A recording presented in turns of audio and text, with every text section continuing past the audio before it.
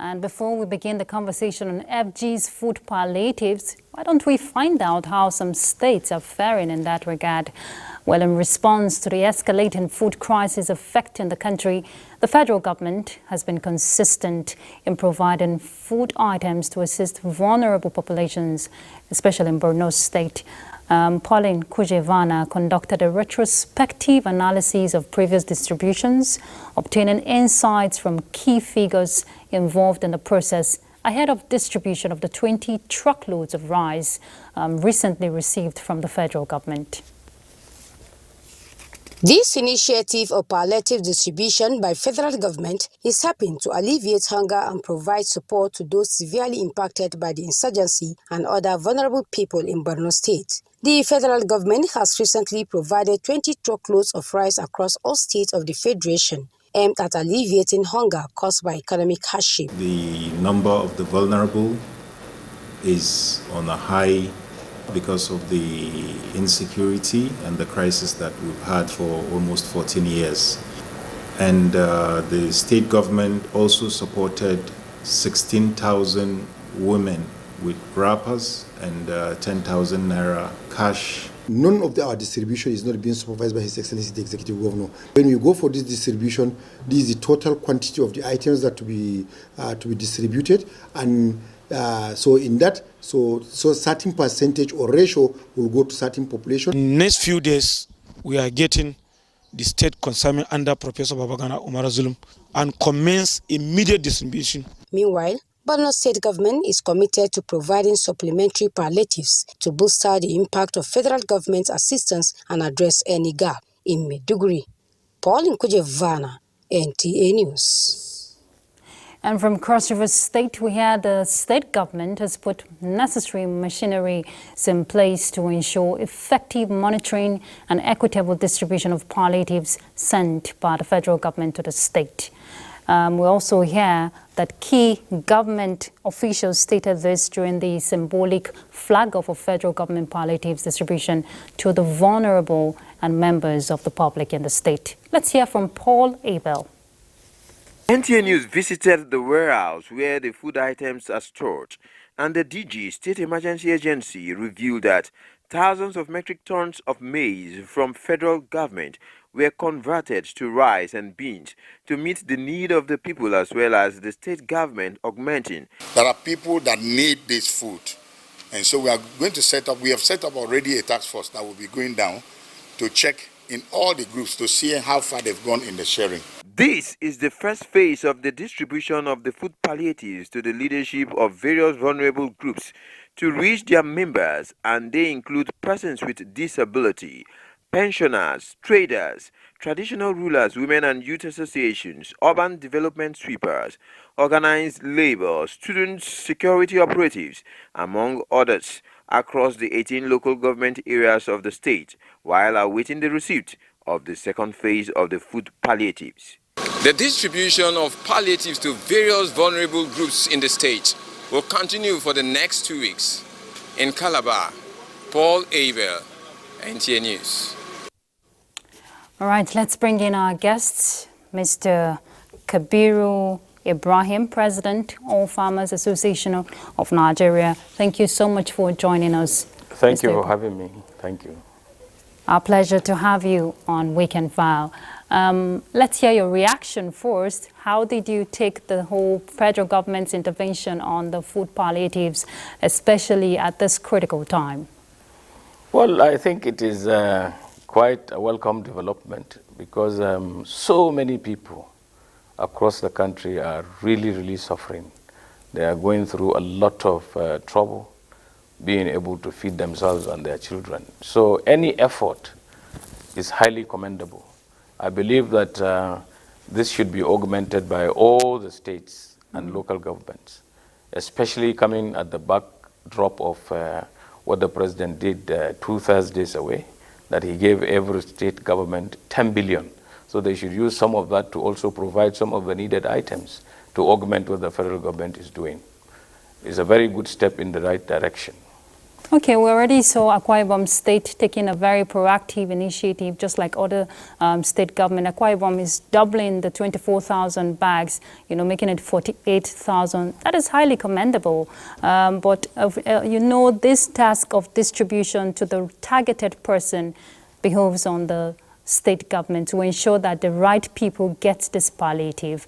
What would you suggest? Well, you find that in every state there is you have an idea of who the vulnerable people really are. So there should be close monitoring and evaluation and transparency in the distribution, so that people who do not deserve it do not take it over. People who need it are there, they are well known. They should be given this transparently. And as we people, very honest people, should be made to distribute these items. And anybody found wanting in that regard should be severely punished to prevent reoccurrence. Okay, Mr. Ibrahim, you know why I asked that question? This is not the first time we're going to hear federal government's intervention of palliatives like this. And most times you hear those persons talking about the vulnerable groups. Some, cry out that they've been left out, they didn't feel the impact. What strategic measures, can state governments take? You've talked monitoring and evaluation, but stringent measures, is that also required? Yes, in fact, when you monitor and evaluate, you will find out how it is doing in the first instance. And those people saddled with that responsibility should be asked to explain if there is any malfeasance from their part. And anybody who comes crying that they have not been, given, you should find out the truth on that, about that statement. Because some people might just say this because they do not have enough. You can see that, maybe you are targeting 24,000 people, and then there are maybe 50, 60,000 people requiring that help. Unless you meet that requirement, definitely other people are going to come to complain. So depending on the situation, and I like the idea that the federal government treated every state equally. Yeah. So if you are giving Kano State, for instance, the same number as Bayelsa, of course the people in Bayelsa will be a lot happier than probably the people in Kano, because the population there is more. So the Kano State government should understand that it needs to augment that is given, just like Akwa Ibom has done. And then, of course, Lagos State will also do the same. FCT will be a lot happier, and the FCT administration should be able to really reach out to all the vulnerable people.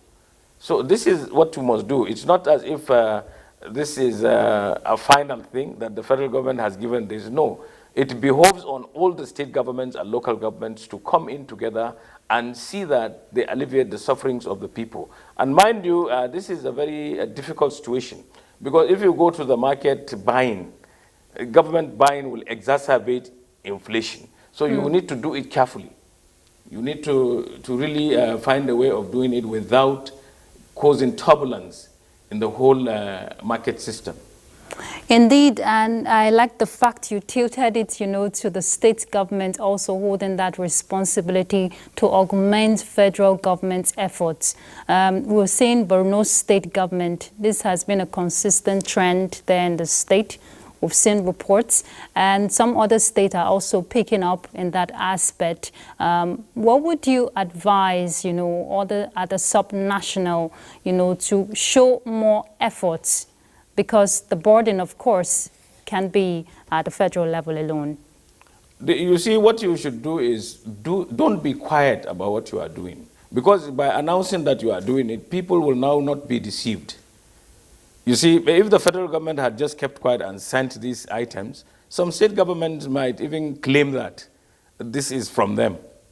So if the state government gives something, a local government will not claim that is its own, but what is its own share in the contribution. So everybody should be, aware of what everybody else is doing. And if they are doing it for, let's say, elections, it will be obvious that they will get elected, because this is something good that they have done. But if you keep quiet about it, nobody knows about it, and people can now do something else with whatever you are given. So you should be able to have a lot of information on what you are doing, and there should be transparency, and you should reach out to the people who really need the help. Do not just look at it as maybe they are your political colleagues or they are whatever. You know, hunger has no borders. Everybody can get hungry. So everybody is involved. And this is a national cake, if you like. Everybody deserves it.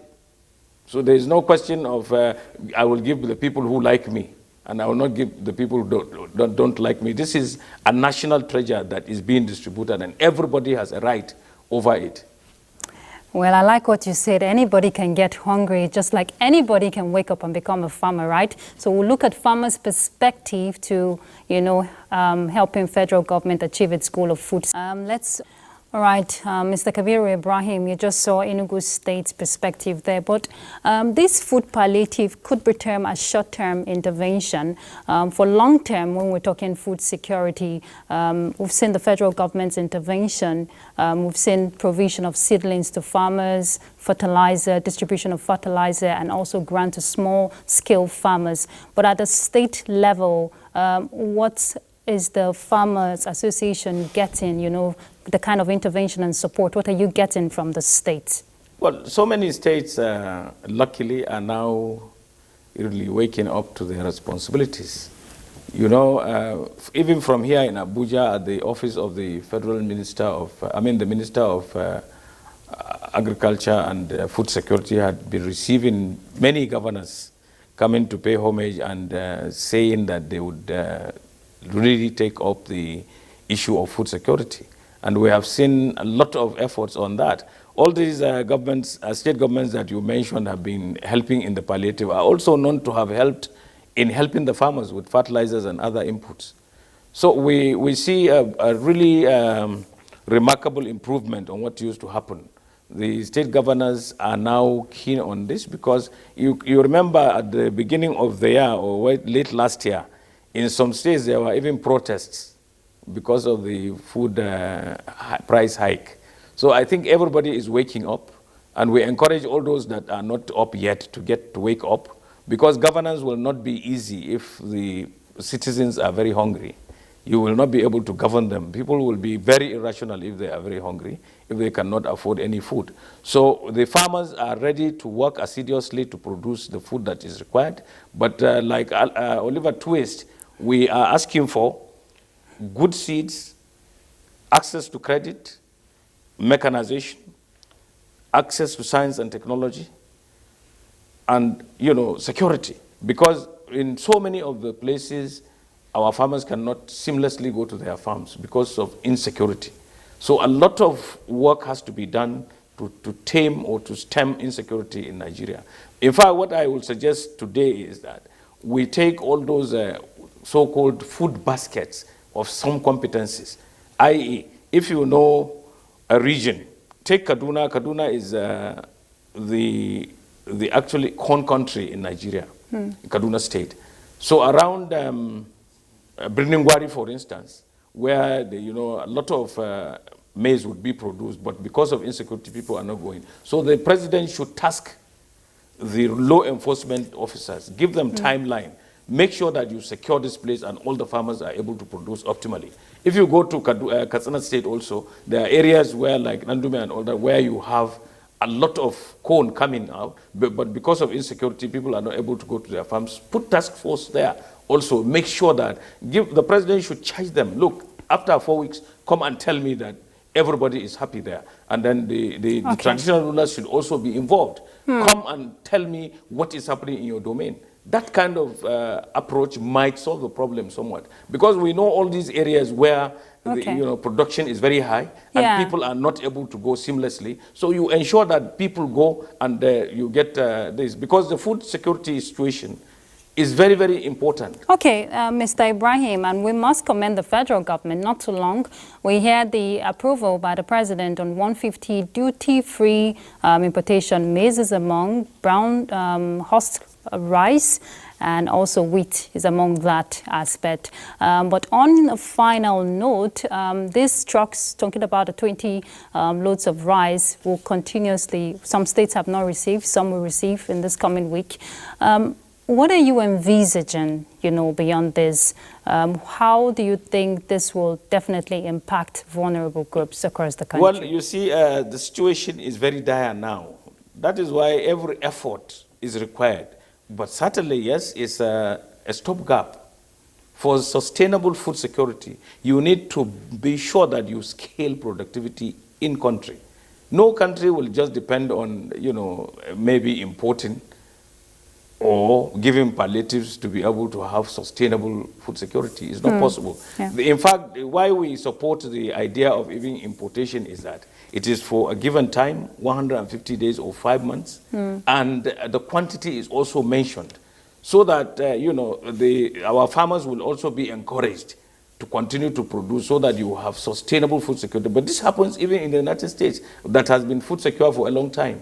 When there are problems like this, people are now allowed to import things that they already had comparative advantage in. But every country in the world must import something.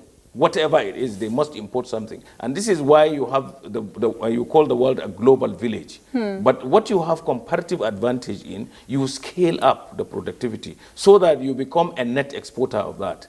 Okay. And this is what we expect for Nigeria. Indeed, sustenance of food productivity is very key if we're talking food security. Thank you so much, Mr. Kabiru Ibrahim. He's the president of Farmers Association of Nigeria. Thank you for your time on Weekend File. Thank you very much. Thank you very much. And keep up the good work with the farmers. Thank you. All right.